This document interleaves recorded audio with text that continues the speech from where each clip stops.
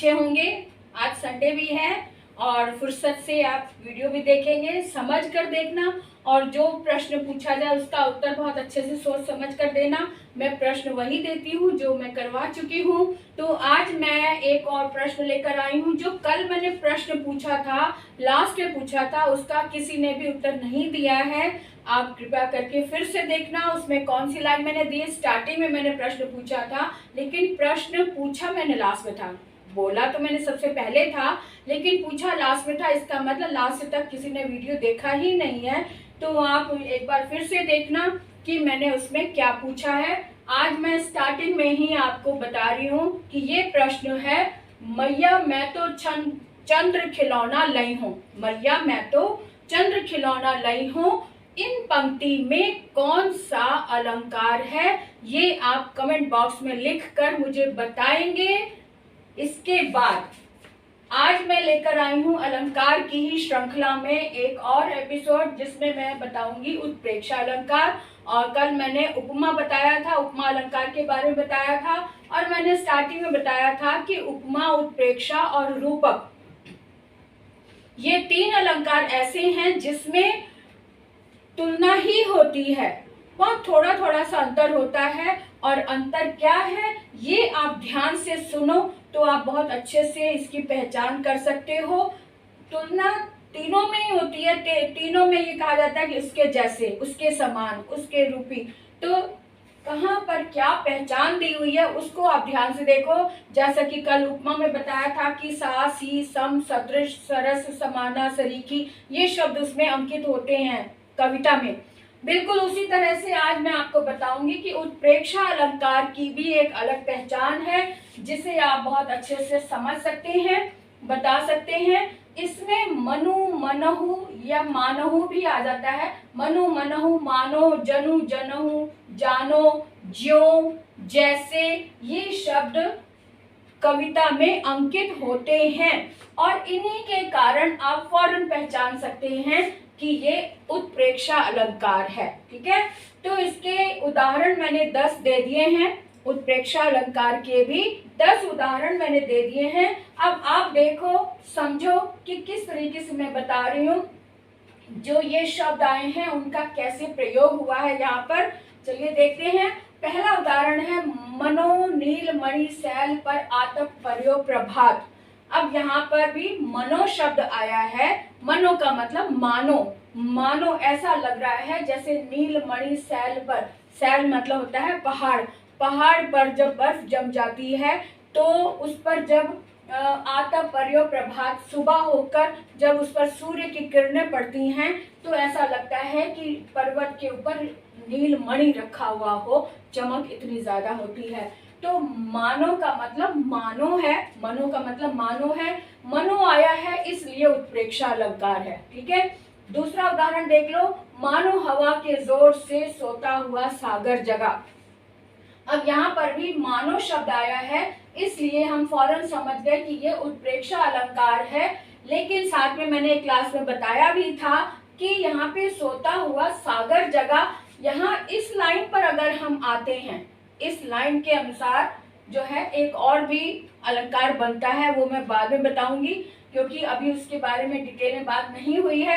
इसको अभी रहने देते हैं। यहाँ पर सिर्फ मनो, मानो के शब्द को देखो। मानो हवा के जोर से, मानो यानी कि मानो जो सोता हुआ सागर जगह, सागर जो था उसकी लहरें शांत थी पहले, और अब ऐसा लग रहा है मानो हवा के जोर से सोता हुआ जो सो रहा था अभी, वो उसमें हलचल होने लग गई है, यानी उसके लहरों में एक प्रतिक्रिया होने लग गई है, हिलने डुलने लग गई है, इसलिए मानो शब्द आया है, इसलिए उत्प्रेक्षा अलंकार।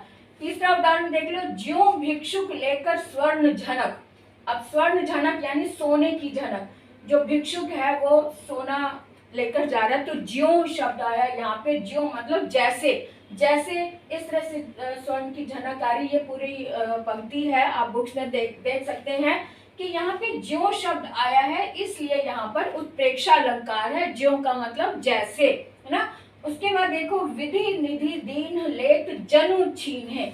जनु यहाँ पर आया, जनु का मतलब ज्यों, ज्यों या जैसे ये आता है ना, जैसे ये बताया था कि मनु, मनहु, मानो, मनु, जनु, जनु, जानो, तो यहाँ पे जनु का मतलब जैसे आ रहा है, तो जनु शब्द आया है, इसलिए यहाँ पर भी उत्प्रेक्षा अलंकार है। उसके बाद देख लो अगला है उदाहरण, जरा से लाल केसर से कि जैसे घुल गई हो।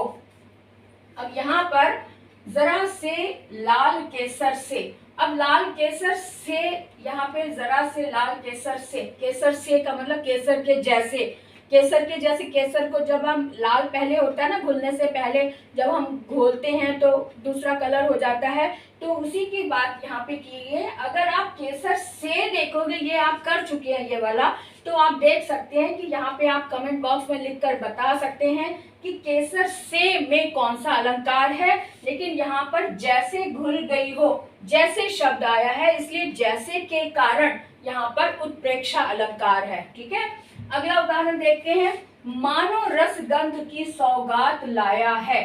अब यहाँ पे मानो शब्द है, एकदम क्लियर हो रहा है, मानो शब्द के कारण उत्प्रेक्षा अलंकार है। अब यहाँ पे भी मानो भास्कर भाव वही हो कविताओं के, तो यहाँ पर भी मानो शब्द आया है, इसलिए यहाँ पर भी स्पष्ट है कि उत्प्रेक्षा अलंकार है। दूसरे अगले में देख लो, पाहुन ज्यों आए हो गांव में शहर के। पाहुन का मतलब मेहमान को बोलते हैं, पाहुन यानी मेहमान के जैसे, ज्यों का मतलब जैसे आया है, ज्यों शब्द आया है, इसलिए यहाँ पर भी उत्प्रेक्षा अलंकार ही होगा, है ना।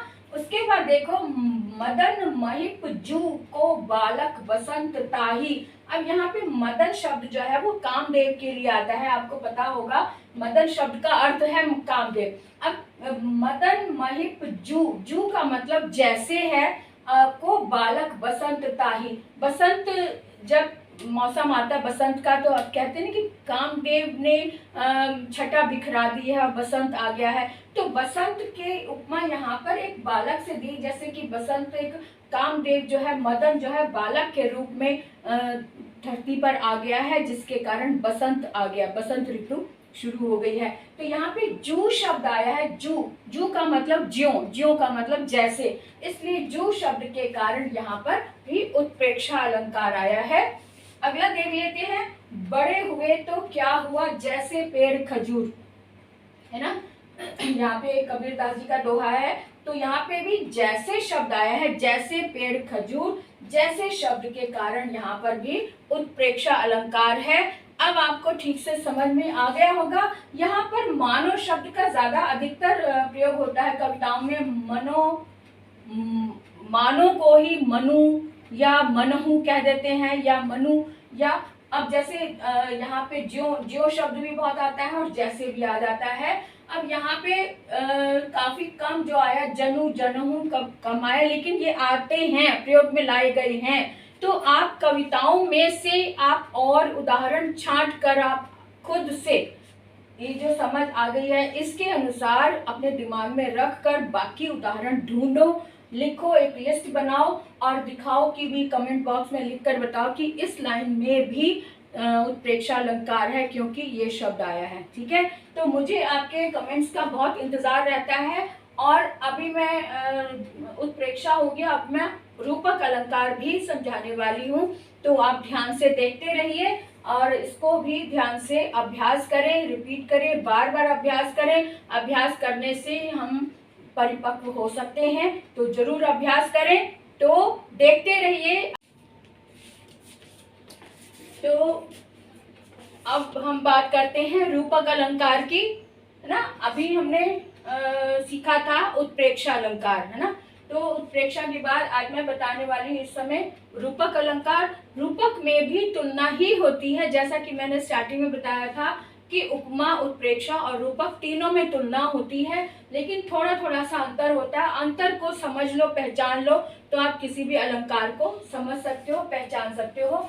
तो यहाँ पर रूपक अलंकार है। रूपक अलंकार में कोई अलग से शब्द नहीं दिया होता, है ना। उपमा में सा, सी, सम, सदृश वाले शब्द होते हैं, और उत्प्रेक्षा में मनु, मानु, जनु, जानु ये शब्द होते हैं, जैसे तैसे शब्द होते हैं। लेकिन रूपक अलंकार में कोई ऐसे शब्द अलग से नहीं दिए होते हैं। यहाँ पर दोनों शब्द एक साथ आते हैं, जिसकी तुलना की गई है और जिसके साथ की गई है, दोनों शब्द एक साथ आते हैं, इसकी यही पहचान है ना। अब इसकी जो किताबी भाषा है उसके अनुसार देख लेते हैं। इसमें योजक चिन्ह होते भी हैं और नहीं भी होते हैं, कभी कभी नहीं भी होते हैं, कभी कभी होते हैं, लेकिन हर समय हो ऐसा जरूरी नहीं है। और दूसरी बात यह कि इसमें उपमेय पर उपमान का आरोप होता है। ये किताबी भाषा है, मुझे पता है कोई भी बच्चा इस बात को समझ नहीं पाता कि उपमेय क्या है और उपमान क्या है। इसको मैं सरल भाषा में आपको समझा दूं कि जिस तरह से आप विशेषण और विशेष्य समझते हैं ना, विशेषण यानी जिसके गुण बताया गया हो और जिसका गुण बताया गया वो विशेष्य होता है, तो विशेषण और विशेष्य वाली ही बात यहाँ पर आ रही है। उपमेय पर उपमान का आरोप लगना यानी विशेषण और विशेष्य को दोनों साथ लाना, विशेष्य की के बारे में विशेषता बताना या उसकी तुलना किसी से। जिस तरह से विशेषण और विशेष्य शब्द होते हैं, इसी तरह से उपमेय और उपमान को बताया गया है। उपमेय पर उपमान का आरोप लगना यानी कि जिसकी तुलना की गई, बिल्कुल सीधे शब्दों में आप समझ लो कि जिसकी तुलना जिसके साथ की गई, जिसकी तुलना की गई है और तुलना जिसके साथ की गई है, दोनों शब्द एक साथ आते हैं। ठीक है ना, मोटी सी बात यह है कि दोनों शब्द एक साथ आते हैं। इस भाषा से तो आप अच्छे से समझ गए होंगे कि रूपक अलंकार में दोनों शब्द एक साथ आते हैं। यहाँ पे मैंने उदाहरण भी लिख दिए हैं, 10 उदाहरण। यहाँ पे मैंने पूरी पंक्ति नहीं दी है क्योंकि उसकी मुझे नहीं लग रहा था कि जरूरत होगी, क्योंकि जो मेन शब्द है मैंने उसको लिख दिया है। अब यहाँ पे इसको मैं विस्तार से समझाती हूँ कि किस तरह से इसमें रूपक अलंकार है। और दूसरा, ये जो मैंने प्रश्न दिया है आप इसको भी समझ सकते हैं, इसका उत्तर देना मत भूलना। और ये जो मैं बता रही हूँ लास्ट में, आप जब ये समझ जाएंगे तो आप इसको भी बहुत अच्छे से समझ जाएंगे। अब देखते हैं प्रीति नदी। प्रीति नदी यानी प्रेम रूपी नदी, है ना। यहाँ पे जब बीच में शब्द लगाते हैं रूपी लगाकर समझ लेते हैं, तो रूपक अलंकार यानी प्रीति रूपी नदी, जीवन तरु यानी जीवन रूपी वृक्ष, तरु का मतलब वृक्ष होता है ना, तो जीवन रूपी वृक्ष यानी जीवन के समान वृक्ष, और बसंत महंत बसंत। और क्योंकि आपको पता है कि बसंत का जो मौसम आता है वो गेरुआ रंग होता है ना, केसरी रंग से उसकी तुलना की जाती है। और जो महंत होते हैं यानी कि जो साधु संत होते हैं वो भी गेरुआ वस्त्र पहनते हैं, तो इसलिए यहाँ पे बताया है कि महंत रूपी बसंत आया है ना। तो यहाँ पे महंत रूपी बसंत है, इसलिए रूपक अलंकार है। भव निशा, यहाँ पे आपको मैं थोड़ा सा डिटेल में बता दूं कि भव सागर जैसे होता है ना, तो यानी कि भव जो है वो इस संसार को कहा गया है, और निशा जो है यहाँ इस संसार में जो हम जीवन जीते हैं उसकी तुलना निशा से की गई। निशा यानी रात, रात यानी अंधकार, अंधकार यानी अज्ञान। तो यहाँ पर एक पंक्ति ऐसी है कि जिसमें बताया गया है कि इस संसार रूपी निशा से बाहर निकलने के लिए, यानी संसार रूपी अंधकार से बाहर निकलने के लिए श्री राम की कृपा होनी जरूरी है। श्री राम की कृपा हो जाए तो संसार रूपी निशा से बाहर निकला जा सकता है। तो यहाँ पे भव यानी संसार रूपी, निशा यानी रात, इसलिए यहाँ पे रूपक अलंकार है। दूसरा अगला शब्द है उदयगिरी मंच। मंच जो है हम ऊंचे स्थान को बोलते हैं ना, जहाँ पे खड़े होकर हम ऑडियंस को देख सकते हैं और वो हमारी आवाज सुन सकते हैं, यानी थोड़ा सा ऊंचा स्थान। तो यहाँ उदयगिरी, गिरी यानी पर्वत, उदयगिरी उदय नामक पर्वत है जो मंच के समान है, उदयगिरी रूपी मंच। यहाँ पर एक पंक्ति आई है जिसके ऊपर राम, श्री राम खड़े हैं और पतंग उड़ा रहे हैं, तो यहाँ पे उदयगिरी रूपी मंच, ठीक है ना, इसलिए यहाँ पे रूपक अलंकार है। पद पंकज, पद मतलब चरण, चरण जो है वो चरण रूपी कमल जो है, कमल के समान सुंदर चरण की तुलना की गई है। पद, पद मतलब चरण है, चरण रूपी पंकज, पंकज मतलब जो कमल है, कोमल होता है, सुंदर होता है, तो उसके समान चरण है। और राम रतन, यहाँ पे राम शब्द को बहुत कीमती बताया है, रतन के समान, राम रूपी रतन, धन पायो, एक लाइन है ना इसमें। और उसके बाद देखो राम और घनश्याम, घनश्याम जो है वो बादलों को बोलते हैं, और घनश्याम जो है वो कृष्ण को भी बोलते हैं और राम को भी बोलते हैं, क्योंकि राम और कृष्ण का शरीर भी काला माना जाता है, काला गिना जाता है, इसलिए घनश्याम जो है वो राम से कहा गया। राम का शरीर भी काला है और घनश्याम जो बादल है वो भी काले होते हैं, घने होते हैं, इसलिए राम रूपी घनश्याम। ठीक है, उसके बाद आता है मन सागर, मन रूपी सागर, मन के समान, सागर के समान मन, यानी मन रूपी सागर। और इसलिए यहाँ पे दाता भाग्य विधाता ऐसे शब्द भी आते हैं जिसमें रूपक अलंकार होता है।